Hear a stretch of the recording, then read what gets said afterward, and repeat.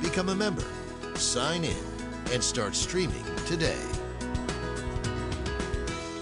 Usually this part of the show, we go to Disgrace of the Week or Say Something Nice. Hard to do when you're looking ahead. So we go to some predictions. We'll start with a global or national prediction sponsored by the Colorado Optimist Club. Just teasing about that one.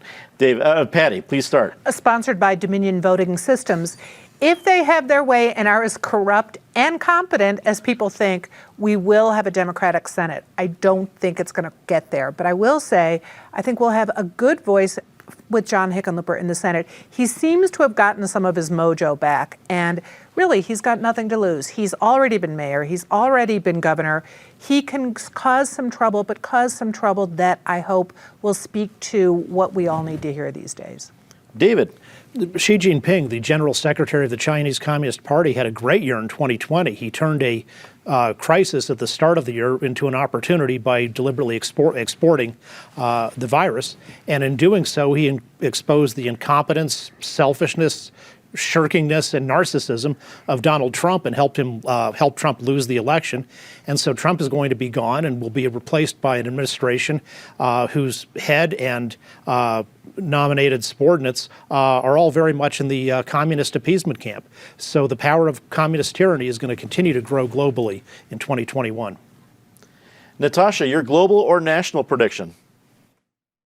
I'm going to squeeze two in really quick. On an international level, we've known that there are huge disparities between countries around the world. The vaccine disbursement is only going to show that more, and it's going to extend well beyond 2021 and perhaps for years. In addition to that, on a lighter note, I also think that sales of pajamas and sweatpants will go down in 2021. I certainly hope so. Joey, what's your global or national prediction? Well, my prediction is sponsored by the ghost of Hugo Chavez, George Soros, and the Clinton Foundation. But I believe that in the year ahead, I see in my crystal ball that we will get back in the Paris Climate Accord. The fossil fuel industry won't like it, but China will. Well, now it's time for a local prediction. Patty, what's your local prediction?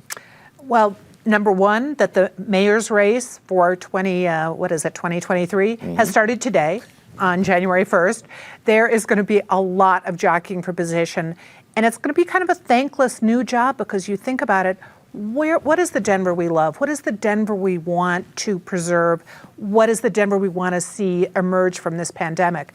And it is going to be a big challenge. But what we can look to, so many of the residents of Denver have really stepped up, been helpful to each other. They could be a lesson to city council and other elected officials. David. One, if the Biden administration makes some appointments based on virtue and talent, Andrew Romanoff is going to get a great job.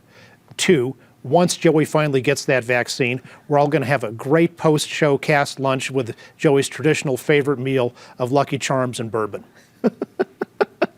Well, Natasha, we go to you for your local prediction. Sign me up for that party.